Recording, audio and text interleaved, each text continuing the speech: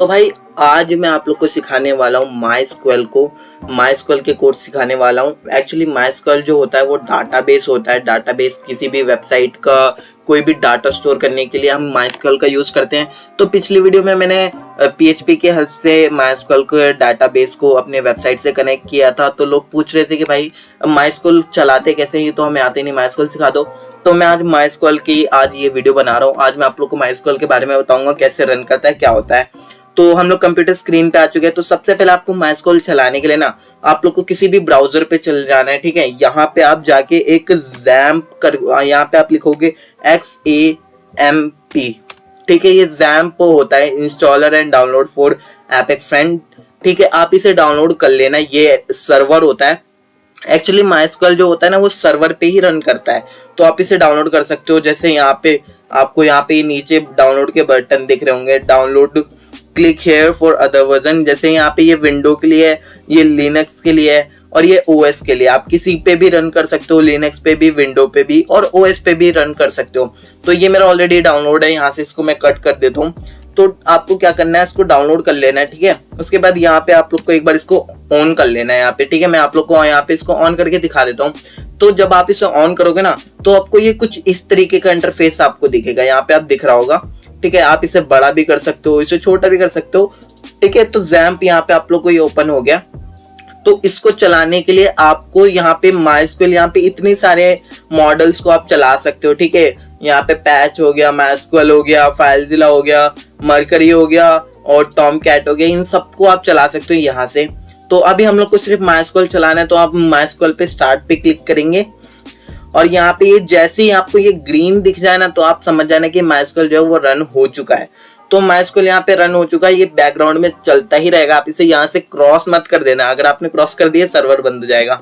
माई स्क्वेल पे क्लिक करने के बाद या तो आप यहाँ पे इसे एडमिन से चला सकते हो या शेल से चला सकते हो। आज मैं आप लोग को शेल से चलाना सिखाऊंगा, बाद में आपको एडमिन से भी सिखा दूंगा। तो शेल पे क्लिक करेंगे। शेल पे जब आप क्लिक करोगे ना यहाँ पे XAMPP खुल जाएगा विंडो के लिए, ठीक है। आप इसे यहाँ पे बड़ा कर सकते हो। तो XAMPP यहाँ पे खुल चुका है। तो यहाँ पे हमारी सारी कोडिंग XAMPP के अंदर यहाँ पे होने वाली है। बहुत ज्यादा मजा आएगा। तो सबसे पहले जो इसमें चीज आती है ना, मैं आप लोग को थोड़ी बहुत फन एक्टिविटी बता देता हूँ। आप यहाँ पे इसका बैकग्राउंड देख सकते हो कि ये ब्लैक है और इसका कलर देख सकते हो कि ये व्हाइट है। आप इसको चेंज कर सकते हो। जैसे यहाँ पे मैं लिखूंगा कलर, यहाँ पे मैं कलर लिखूंगा और यहाँ पे मैं कोई भी इसके आगे नंबर ऐड कर दूं। जैसे यहाँ पे मैंने 3 कर दिया और जैसे ही मैंने एंटर दबाया इसका कलर चेंज हो जाएगा टेक्स्ट का। और यहाँ पे मैं कोई और सा नंबर लिखूंगा, जैसे यहाँ पे 6 लिख दिया तो इसका फिर कलर हो गया। ऐसे करके ये 9 तक का होता है, ठीक है। यहाँ पे आप इसे 9 तक दे सकते हो। और अगर मैं यहाँ पे डबल डिजिट नंबर लगा दूं तो यहाँ पे ये बैकग्राउंड का भी कलर चेंज कर देता है, ठीक है। तो आप देख सकते हो ये बैकग्राउंड का यहाँ पे कलर चेंज हो चुका है। ये देखो बैकग्राउंड का कलर चेंज हो गया। अभी मेरे को ये दोबारा इसको नॉर्मल करना है तो आप इसका कलर चेंज कर सकते हो ऐसे करके, ठीक है। कि कोई भी कलर यहाँ पे आप इसे कर सकते हो। यहाँ पे ये 8 हो चुका है। यहाँ पे अब मैं यहाँ पे कलर A करूंगा ना, मैं कलर A करता हूँ, इसको प्रेफर करता हूँ। क्योंकि ना ये थोड़ी कोडिंग वाइब करती है। आप देख सकते हो ये ना ऐसा लग रहा है कोई हैकिंग चल रही है। अगर यहाँ पे मैं इसको F11 दबा दूं और ये ऊपर से मेन्यू बार हट जाए और उसके बाद ऐसे चले, तो अगर आप इसको दिखाओगे अपने दोस्त को, उसको लगेगा कि आप कोई हैक कर रहे हो। बट एक्चुअली ऐसा नहीं है, ठीक है। F11 दबाने से हट जाता है। और लेकिन आपको एक और यहाँ पे फन फैक्ट, एक अच्छी चीज बताऊं, बहुत ज्यादा मजा आएगा। आपको लिखना है DIR और यहाँ पे स्लैश लगा देना है और यहाँ पे S लिखना है। और जैसे आप एंटर करोगे आप यहाँ पे ये देखो, ये मतलब एक तरीके से एक प्रोग्राम होता है, कोडिंग होता है, ये चलने लग जाएगा और आपके दोस्त को लगेगा भाई ये हैक कर रहा है, भाई ये हैकर है, कुछ तो कर रहा है। तो ये फन था, बस मैंने आप लोग को ऐसे ही बता दिया फन के लिए। अब हम लोग कोडिंग स्टार्ट करते हैं। तो आप लोग को ना सबसे पहले यहाँ पर आके कोई भी हो ना, जैसे एडमिन है, डेस्कटॉप यहाँ पे लिखा हुआ है, तो सबसे पहले आपको ना माई स्क्वेल को लॉग इन करना पड़ेगा। उसके लिए आपको क्या लिखना पड़ेगा, यहाँ पे लिखना पड़ेगा माई स्क्वेल आपको लिखना पड़ेगा। उसके बाद यहाँ पे माइनस का सिंबल लगा के यू डिटरमाइन करता है आपके यूजर नेम को। और उसके बाद यहाँ पे इसका जो वो होता है, वो जो कनेक्शन होता है वो रूट होता है। तो आपको रूट लिख देना है और माइनस इसके बाद इसके आपको एंटर कर देना है। आप यहाँ पे देख सकते हो welcome to the monitor commanded, मतलब यहाँ पे हमारा हो चुका है भाई। हमारा जो माई स्क्वेल है वो यहाँ पे हो चुका है कनेक्ट, ठीक है। इसके बाद अब हम लोग को ना सबसे पहले इसके अंदर MySQL के अंदर हम लोग को डाटाबेस क्रिएट करना पड़ता है। डाटाबेस के अंदर हम टेबल्स क्रिएट कर सकते हैं, ठीक है। तो वो कैसे करेंगे, तो हम लोग को सबसे पहले लिखना है क्रिएट यहाँ पे आप लिखोगे, यहाँ पे लिखोगे डाटाबेस, यहाँ पे हमने डाटाबेस लिख दिया। उसके बाद किस नाम से बनाना है, आप कोई भी नाम लिख सकते हो, जैसे कि यहाँ पे मैं लिख देता हूँ वर्किंग नाम से मेरा एक डाटाबेस क्रिएट कर दे। और MySQL में कोई भी आप कोड लिखो, उसके एंड में आपको ये वाले सेमीकोलन यहाँ पे लगाने पड़ते हैं। उसके बाद आप एंटर दबाओगे तो यहाँ पे क्वेरी ओके हो चुकी है। यहाँ पे आप चेक कर सकते हो क्वेरी ओके हो गया, 1 रो अफेक्टेड हो गया, ठीक है। यहाँ पे अगर मैं अब इसको चेक करना है तो आप यहाँ पे लिखोगे शो डाटा बेसेस, यहाँ पे बेसेस लगेंगे क्योंकि एक डाटाबेस नहीं है, मल्टीपल होते हैं। जैसे आप यहाँ पे एंटर करोगे तो आप चेक कर सकते हो मेरे पास इतने सारे डाटाबेस है, क्योंकि ये मैंने डाटाबेस बनाया था और हमारा जो अभी डाटाबेस बनाया हमने वर्किंग नेम से बनाया, ठीक है। तो अभी हम क्या करेंगे, इसको बोलेंगे भाई कि हमारा वर्किंग वाला, ये जो वर्किंग वाला डाटा है इसको यूज कर। तो हम लोग को यहाँ पे लिखना पड़ेगा यूज वर्किंग।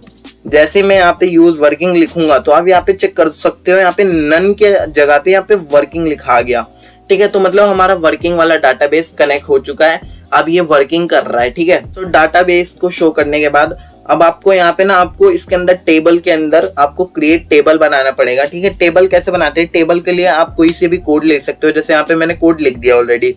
तो इसमें आपको क्या करना है, सबसे पहले आप लोग लिखना है यहाँ पे क्रिएट टेबल, और किस नाम से होना चाहिए, जैसे मान लो हम लोग एग्जांपल में स्टूडेंट्स नेम से एक टेबल क्रिएट कर रहे हैं, ठीक है। उसके बाद उसके अंदर क्या होगा, आपको ब्रैकेट लगाना है, उसके अंदर हमारी होगी सबसे पहले आईडी, ठीक है, आईडी होगी, और वो किस में होगी, इंट में होगी, इंट मतलब इंटीजर, ठीक है। और वो होगा प्राइमरी, ठीक है, हमारा प्राइमरी होगा, वो की होगा उसमें ऑटो इंक्रीमेंट। इसका मतलब ये होता है कि भाई वो अपने आप ही 1 2 3 हम लोग को लिखना, ऐड ना करना पड़े, वो ऑटोमेटिकली 1 2 3 उसकी आईडी बनती जाए, हम लोग को ऐड करने की जरूरत नहीं है, ठीक है। उसके बाद हमारा आएगा नेम हमारा होगा वैर कैर में, जिसकी लिमिट होगी 100। फिर आएगा हमारा ईमेल, जिसकी जो भी होगा वैर कैर में उसकी भी लिमिट होगी 100। फिर एज आएगा, एज होगा इंट में, इंट मतलब इंटीजर यानी नंबर, ठीक है। उसके बाद आप यहाँ पे नीचे आओगे, यहाँ पे ब्रैकेट ऑफ करके सेमीकोलन लगा के एंटर कर दोगे तो क्वेरी ओके हो जाएगी। उसके बाद यहाँ पे आप जैसे ही DESC लिखोगे और यहाँ पे अपना उसका नाम लिख दोगे स्टूडेंट्स, जैसे ये हमारा उसका नाम था, ठीक है। और यहाँ पे मैं जैसे ही करूंगा, गलत हो गया, DESC, यहाँ पे आप लिखोगे स्टूडेंट्स, यहाँ पे एग्जैक्ट स्पेलिंग होनी चाहिए, ठीक है। यहाँ पे ये जो स्पेलिंग है वो एग्जैक्ट होनी चाहिए, यहाँ पे मैंने N नहीं लगाया था गलती से, ठीक है। आप यहाँ पे सेमीकोलन लगाओगे तो आप यहाँ पे चेक कर सकते हो, यहाँ हमारा जो है वो बन चुका है, टेबल बन चुके हैं। तो सबसे पहले क्या आ रही है भाई, आईडी, जिसका जो कि होगी इंटीजर में, ठीक है। यहाँ पे नल है, ठीक है, और की क्या है, ये प्राइमरी है, और एक्स्ट्रा क्या है, ये ऑटो इंक्रीमेंट है, हमें इसे ऐड करने की जरूरत नहीं है, ऑटोमेटिकली होता ही रहेगा। उसके बाद नेम वेर में नल, यस, डिफॉल्ट नल, ठीक है, कि कुछ भी नहीं है।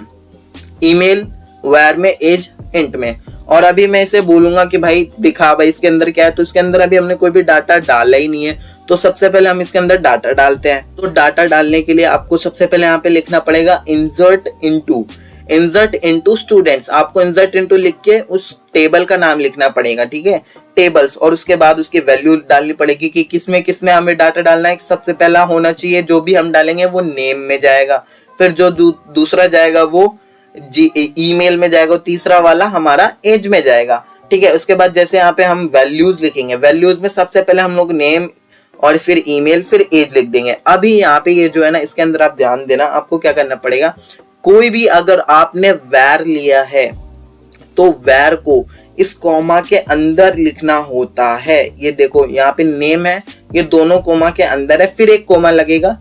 उसके बाद ईमेल है, ईमेल भी दोनों कॉमा के अंदर है, फिर एक कॉमा लगेगा। इंट के अंदर कोई भी कॉमा नहीं लगेगा, इंट नॉर्मल नंबर लिखा जाएगा। उसके बाद जैसे ही मैं एंटर करूंगा क्वेरी ओके हो जाएगी, और अभी मैं उस टेबल को देख सकता हूँ। अब मैं जैसे इस पे लिखूंगा